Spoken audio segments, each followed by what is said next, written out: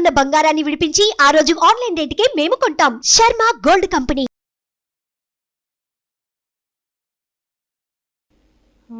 గణానాన్త్వా గణపతిగం భవామహే కవిం కవీనాముపమస్రవస్రవం జ్యేష్ఠరాజం బ్రహ్మణస్పద ఆన శృణ్వన్నోతిభిస్సీదసాదనం ప్రణో దేవీ సరస్వతి వాజినీవతి వీణామవిత్రయవతు గణేశాయ నమః సరస్వత్యై నమః శ్రీగురుభ్యో నమః హరి ఓం.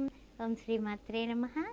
అందరికీ కూడా చక్కగా వచ్చే మాఘమాసపు శుభాకాంక్షలు చెబుతూ మీ అందరికీ కూడా ఇళ్లలో శుభకార్యాలు జరగాలని ప్రార్థిస్తూ అమ్మవారిని ఓం శ్రీమాత్రే నమః. మాసఫలాలు కార్యక్రమానికి స్వాగతం సుస్వాగతం. ఫిబ్రవరి మాసంలో ఏ విధంగా ఉండబోతోంది ద్వాదశ రాశుల వారికి తెలుసుకుందాం. మరి ఓం శ్రీమాత్రే నమః. ఆస్ట్రో భాగ్యలక్ష్మి అనే ఈ ఛానల్ని సబ్స్క్రైబ్ చేశారా? చేయకపోతే వెంటనే చేయండి. అంతేకాకుండా జాతకాల నిమిత్తం ఏదైనా సి సెక్షన్కి కానీ లేకపోతే కుంభ వివాహాలు కదలి వివాహాలకు కానీ మీరు నన్ను సంప్రదించవచ్చు.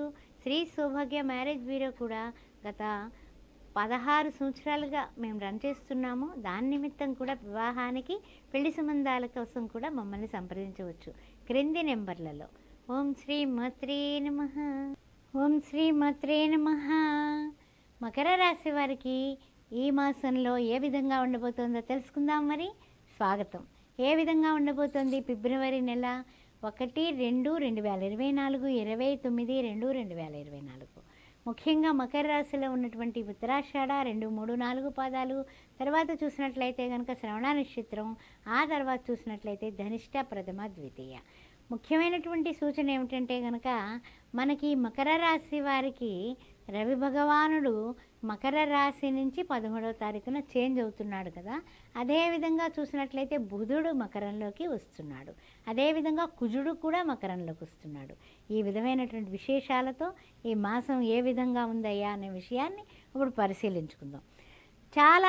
చాలామంది అనుకునేది ఏమిటంటే కనుక అబ్బా ఈ పండగ నెలంతా మంచిగానే గడిచిపోయింది, ఫిబ్రవరి నెల మాఘమాసం ఇంట్లో శుభకార్యాలు తలపెట్టాం, బంధుమిత్రుల్లో శుభకార్యాలు ఉన్నాయి, మనం ఎక్కడికి వెళ్ళాలి, ఎలా ప్రయాణాలు చేయాలి అని ఒక చిన్న ఆలోచన ఉంటుంది. సాధారణం అది. ఇంకా 1 వీక్లో మనకు వచ్చేస్తుంది మాఘమాసం అంటే ఈ మాత్రం కంగారు తపన ముఖ్యమైనటువంటి విషయమే. అయితే ఏంటంటే కొంచెము కొన్ని విషయాల్లో భూమి కానీ ఏదైనా కొనే విషయాలు కానీ మీరు తలపెట్టినటువంటి విక్రయాదులన్నీ కూడా చక్కగా అయిపోతాయి. అందువల్ల ఆ విషయంలో ఏమీ మీరు టెన్షన్ తీసుకోవాల్సిన అవసరం లేదు.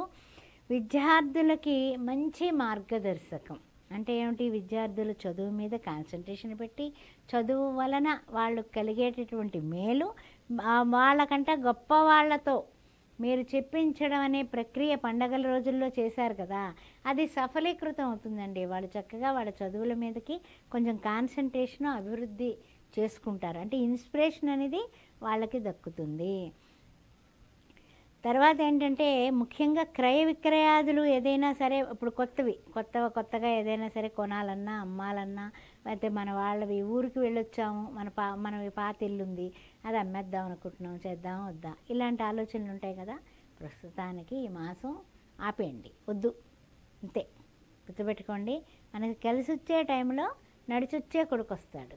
మనకు కలిసి రాని టైంలో మనకి మళ్ళీ తిరిగి మనం ఏమిటంటే ఏదో చెప్పాలంటే ఊర్లో మళ్ళీ మనకి అయ్యో అమ్ముకున్నారు అనే మాట వస్తుంది. కాబట్టి కాస్త ఆగండి, కాస్త రేట్లు కూడా కొంచెం పెరిగే సూచనలు కనపడుతున్నాయి. కాస్త ఆగడానికి నేను మీకు ఒక సూచన ప్రాయంగా చెబుతూ ఉన్నాను.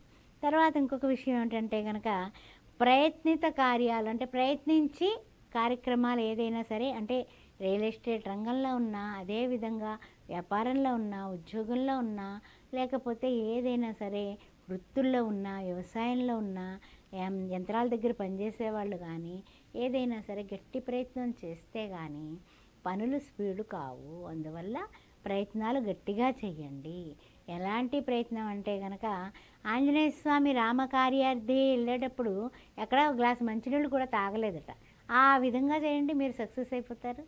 అది గుర్తుపెట్టుకోండి. చక్కగానే జై శ్రీరామ్ అనుకుంటూ వెళ్ళిపోయాడు అంతే ఆయన, ఇంకా వేరే ఏం లేదట. ఆ విధంగా గోల్ పెట్టుకోండి, తప్పనిసరిగా సక్సెస్ అవుతారు. ముఖ్యంగా ఏలినాటి శని ఆఖరి స్థానంలో ఉన్నారు కాబట్టి, ఆఖరి గడియల్లో ఉన్నారు కాబట్టి కొంచెం ఏమైనా పనులు ఆటంకం వచ్చినా మనకి అవుతాయి అనే ఆశ కన్నా అవుతాయో లేదో అనుకునే అంటే ఏమిటి, కీడించే మేలించండి, మేలించి కీడించకండి. ఒకటికి 2 సార్లు తిరగండి అంతే, ఏం పర్వాలేదు, అప్పుడు పనులు అయిపోతాయి. ప్రయత్నపూర్వకంగా అన్ని కార్యాలు మీరు సాధించుకోగలరు. ఆంజనేయ స్వామి బలం ఆంజనేయ స్వామికి తెలియనట్టుగా మీ బలం మీకు తెలియకపోతే ఎలాగా? అందుకని చక్కగా మీరు ఈ విషయాలు చూసుకోండి.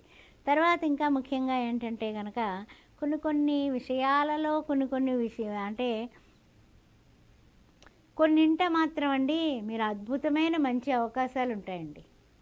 అంటే అది ఇప్పుడు మనకు వృత్తుల్లో కానీ వ్యాపారంలో కానీ ఏ రంగంలో అయినా సరే అవకాశం అనేది వచ్చినప్పుడు టక్కున అందిపుచ్చుకోండి. అంతేగాని ఏం కాదు, చేద్దామా వద్దా, మన వల్ల అవుతుందా లేదా, ఈ మీమాంస ఎందుకు మీకు?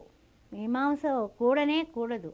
వెంటనే అందిపుచ్చుకోవడం చేయగలనంతే, నేను సాధిస్తాను అనే ఆలోచన మీరు పెట్టుకుంటే విజయం తప్పక లభిస్తుంది. శ్రమ ఏవ జయతే అన్నది పెట్టుకోండి, తప్పనిసరిగా మీకు విజయం కలుగుతుంది.